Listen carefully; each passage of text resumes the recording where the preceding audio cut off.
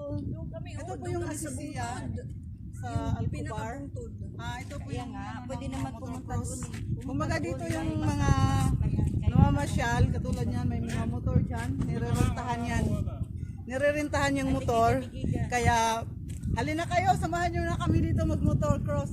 Pero ang problema kung marunong kaya ako gumamit ng motor na yan, patay tayo dyan. Ayun na, may mga kasama pa ako, ang dami namin dito. Yan.